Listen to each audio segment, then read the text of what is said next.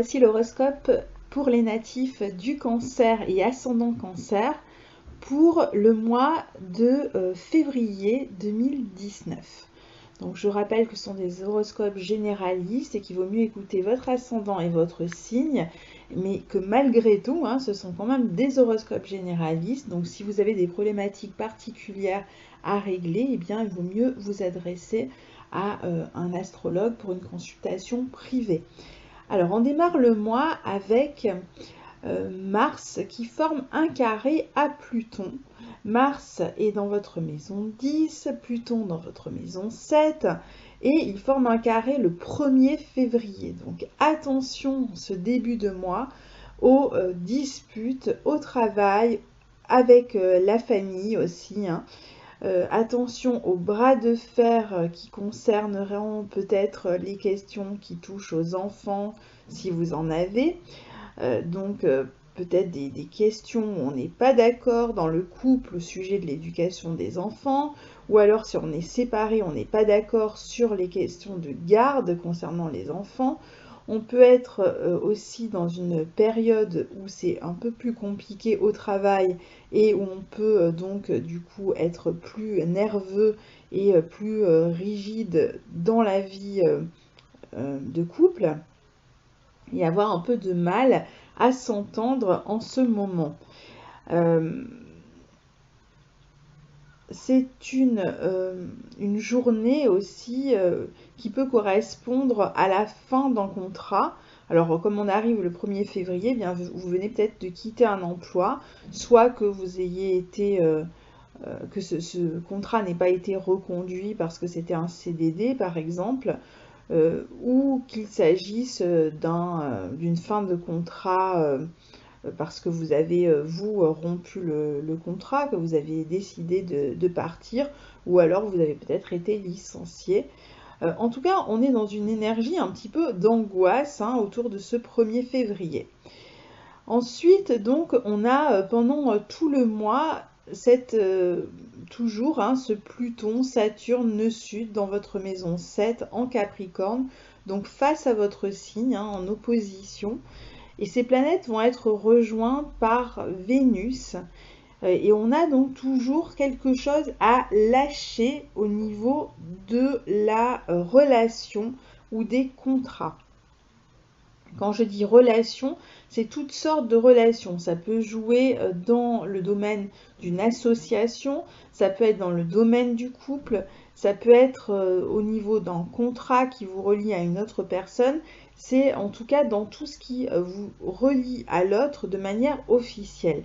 Donc on sait, on en parle depuis plusieurs mois, qu'il y a quelque chose en fait à lâcher dans ce domaine et que on ne va pas pouvoir avancer si on continue comme on le fait. Il y a vraiment des engagements qui ne fonctionnent plus et il va falloir se montrer honnête et lucide avec ces questions-là et être capable de transformer ce qui ne fonctionne plus.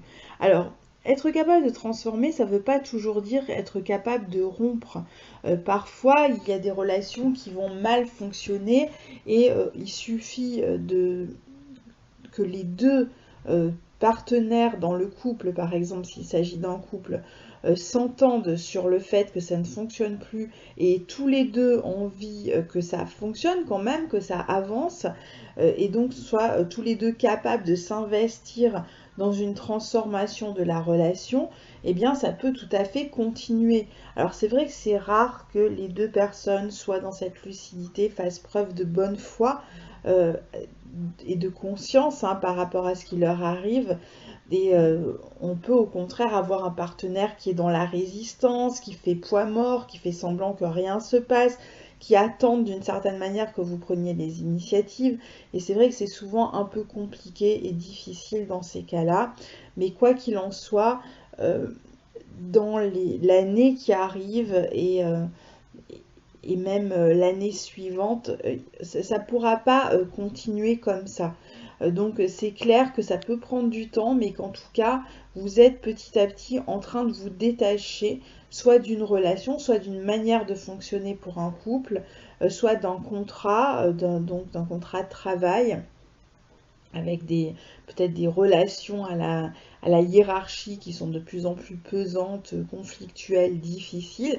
Mais si ça va de plus en plus mal, c'est parce que vous expérimentez de plus en plus et vous prenez conscience de plus en plus qu'il vous faut lâcher quelque chose, évidemment. Alors, jusqu'au moment où vous allez réussir à l'accepter et à prendre l'initiative de lâcher quelque chose. C'est clair que le signe du cancer est un signe qui a besoin de sécurité et qui accorde en général de l'importance à son foyer. Alors parfois ça va être à son entreprise, parfois ça va être à la famille qu'il a créée, parfois c'est à la famille d'origine. Mais il essaye toujours de recréer une forme de clan, de famille, hein, même si c'est pas une famille du sang. Et donc, quand il y a quelque chose à faire évoluer, eh bien, ça le déstabilise dans la mesure où il va devoir changer tous ses repères qui lui servaient de sécurité. Donc là, les cancers ou les ascendants cancers sentent qu'il y a quelque chose du côté de la famille ou du clan familial, ça peut être amical, mais il y a une relation ou un contrat qui doit se terminer, mais ils font peut-être encore pour l'instant preuve d'actes de résistance. Alors tout dépend un petit peu de votre thème, certains vont déjà avoir lâché quelque chose et d'autres s'accrochent. Donc si vous sentez que vous rencontrez des difficultés dans une relation ou dans un contrat, attention parce que de toute façon, si c'est pas vous qui allez lâcher, c'est l'autre qui va lâcher à un moment donné la situation. Soit qui va disparaître de votre vie pour X raisons, soit qui va décider de rompre, ou par exemple si c'est dans le cadre professionnel, vous pourriez être licencié. Enfin de toute façon, la rupture aura lieu hein, là où ça fonctionne pas. Alors pour certains, ça peut être un mois où il y a, on va voir aussi le Soleil et Mercure plus une nouvelle lune dans votre maison 8, ça peut être aussi un mois où il y a un peu des accrochages familiaux au sujet de questions d'héritage, hein, il est peut-être question de ça. Donc on peut être dans une période où on partage des biens communs et donc où c'est un peu compliqué entre les membres de la famille de réaliser ce partage. Pour d'autres, ça peut être un mois où vous avez des amis ou un ami ou une amie qui rencontre des difficultés dans sa vie, qui peut avoir des problèmes juridiques à régler ou qui peut avoir des problèmes justement de séparation, qui est en train de vivre une histoire difficile et ça peut vous toucher par répercussion. Vous pourriez avoir envie de l'aider, d'aider cette personne ou elle peut essayer de compter sur vous. Vous pourriez aussi avoir envie de vous détacher hein, pour certains d'un ou d'une amie, ou ça peut être un ou une amie qui décide de s'éloigner de vous aussi. Hein.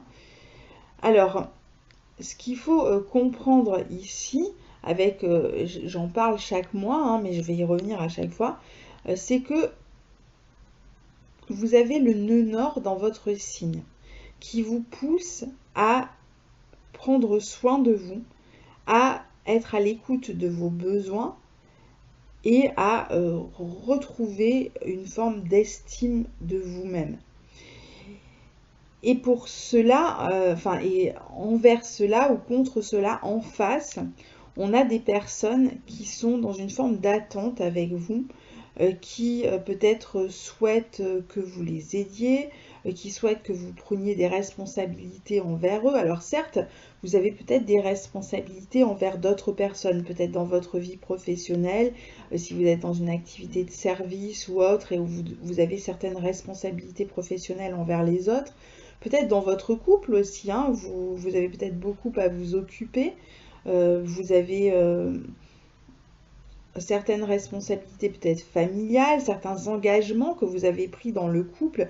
Vous avez peut-être, je sais pas, vous êtes peut-être engagé dans l'achat d'une maison, enfin dans ce genre d'engagement un peu sur le long terme avec votre partenaire. Vous avez peut-être des engagements aussi moraux avec certaines personnes qui ne vont pas bien, qui traversent des phases difficiles et vous vous êtes engagé pour les aider. mais en même temps, vous vous rendez peut-être compte que malgré les responsabilités que vous prenez envers les autres et l'aide que vous pouvez leur apporter, eh bien, vous avez l'impression que les autres ne vous valorisent pas. Et là, Vénus transite cette maison 7 et elle vous montre si l'autre vous valorise ou pas. Est-ce que finalement ce que vous donnez, ce que vous apportez à l'autre, vous apporte quelque chose en retour? Est-ce que ça vous fait du bien ou est-ce que l'autre en demande toujours plus? Donc c'est toujours cette problématique qui se répète et qui fait qu'il va être important, si l'autre n'est pas capable, enfin il va être important surtout de demander à l'autre plus. C'est-à-dire que si l'autre vous attend toujours de vous, que vous soyez sa béquille, continue à s'appuyer sur vous, eh bien, par exemple au travail, eh bien, n'hésitez pas à aller du coup négocier. Dites, ok, moi vous m'en demandez tout le temps plus, vous me donnez tout ce travail, eh bien alors je suis ok pour réaliser ce travail, mais je veux avoir mon salaire qui est revalorisé. Ou alors, sachez, si vous avez une clientèle aussi, sachez réclamer de l'argent pour les services que vous rendez supplémentaires. N'acceptez pas de faire tout ce que l'on vous demande. Laissez les autres prendre leurs responsabilités aussi. Ça veut dire aussi de ne pas vouloir être indispensable pour les autres et savoir aussi prendre du recul, vous, par rapport aux autres, pour qu'ils puissent prendre leurs responsabilités. Ça, c'est vraiment le point important à comprendre.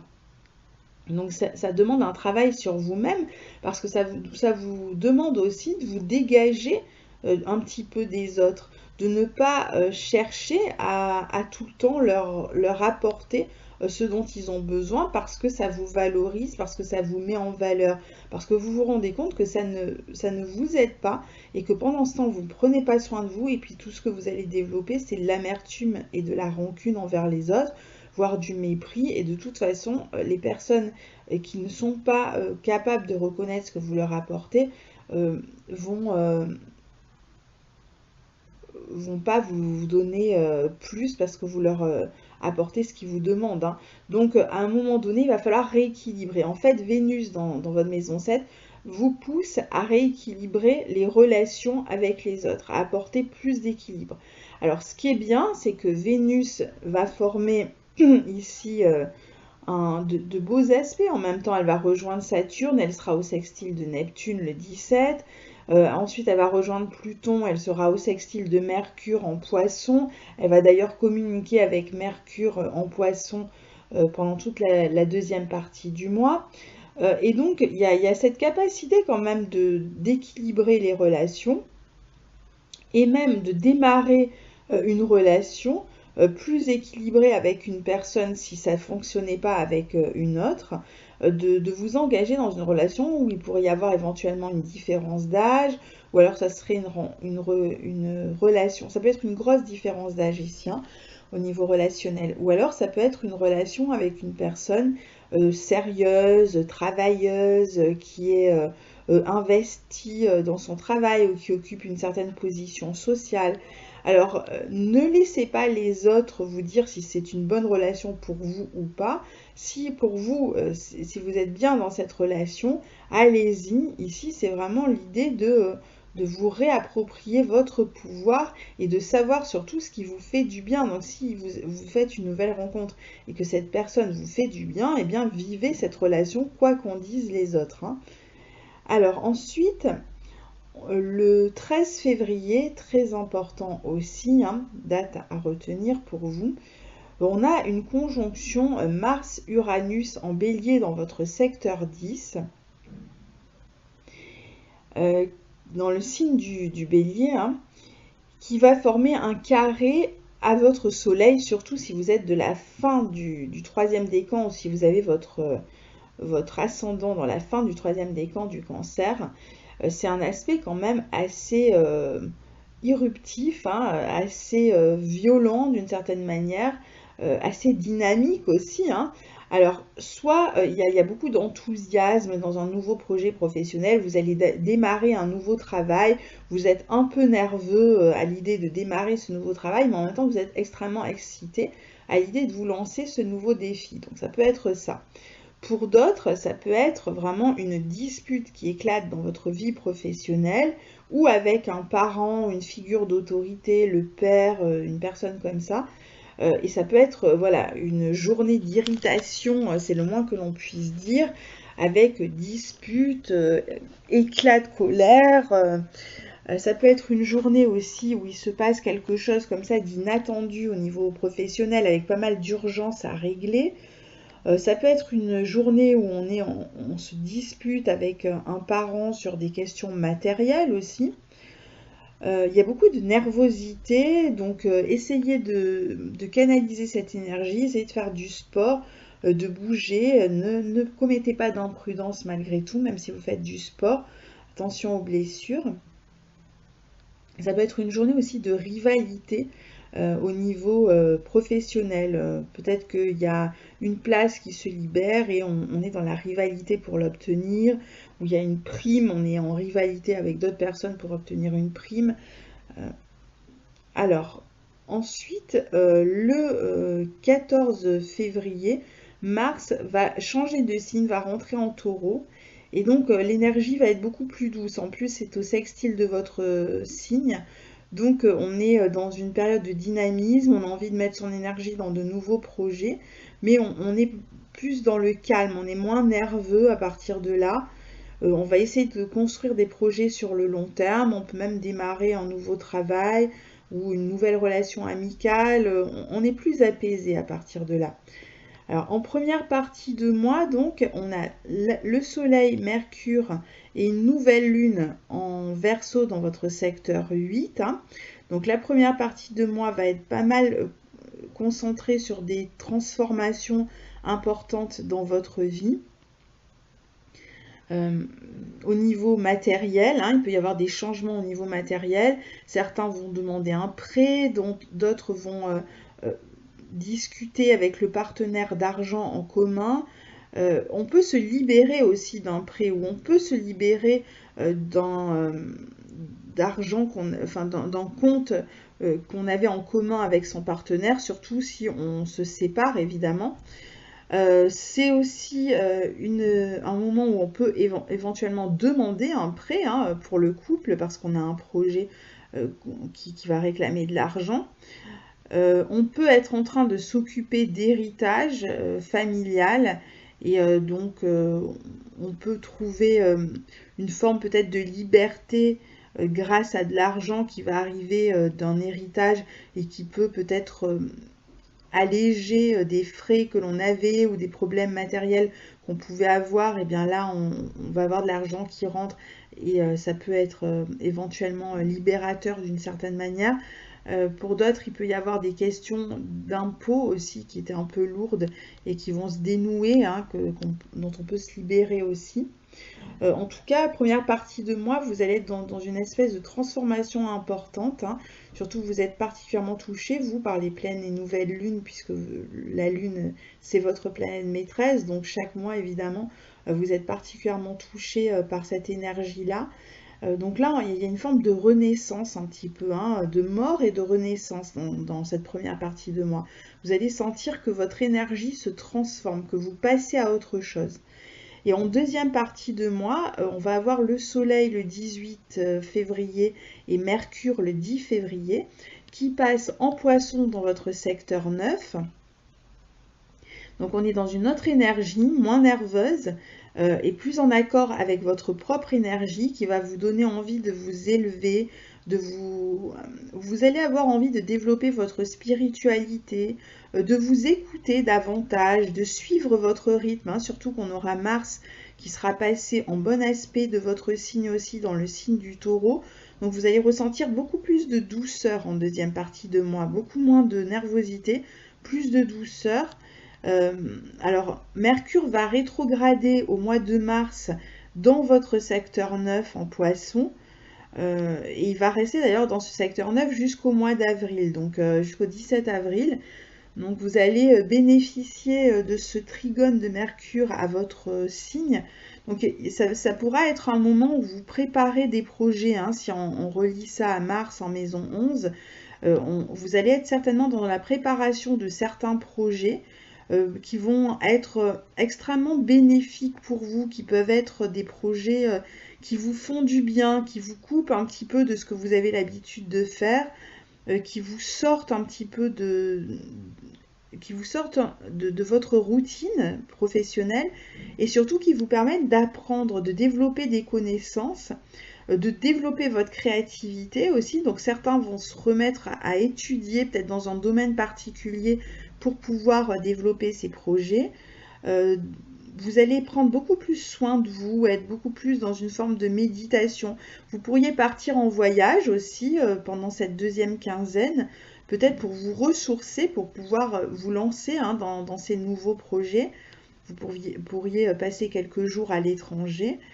Ou alors vous allez avoir envie de partir à l'étranger pour vous occuper de ces questions, de ces projets, les préparer comme ça en étant un petit peu en retrait, en restant dans une forme d'énergie douce, voilà, vous aurez peut-être envie d'aller au bord de l'eau d'ailleurs.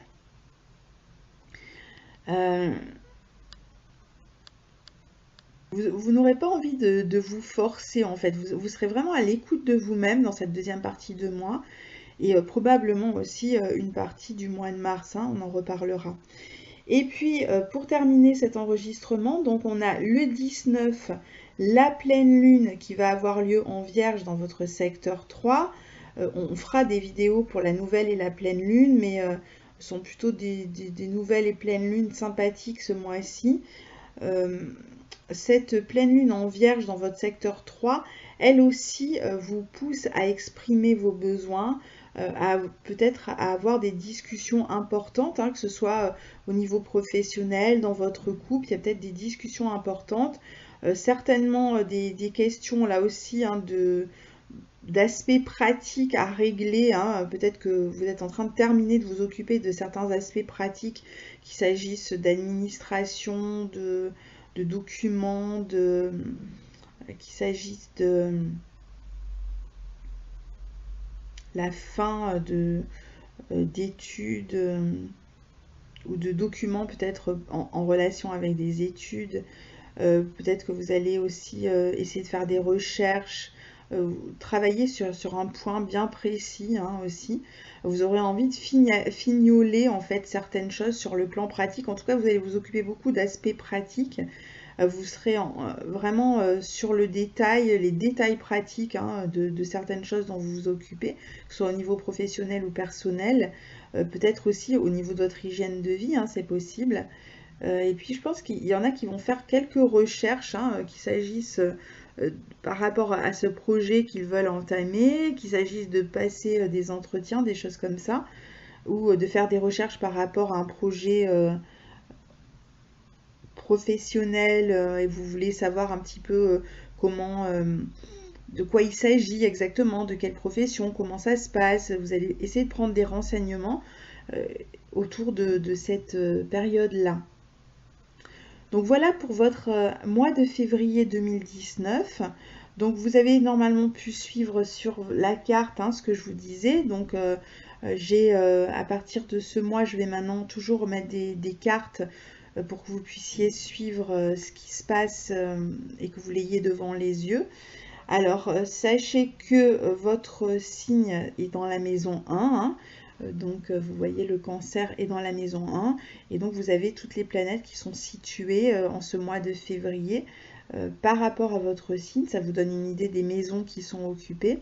Et évidemment, ça se passe le 1er février. C'est là une photographie de la carte du 1er février. Et puis après, vous suivez les mouvements des planètes par rapport à ce que je vous dis. Il faut les faire avancer puisqu'elles ne vont pas rester figées tout le long du mois de février, là où elles sont sur cette carte.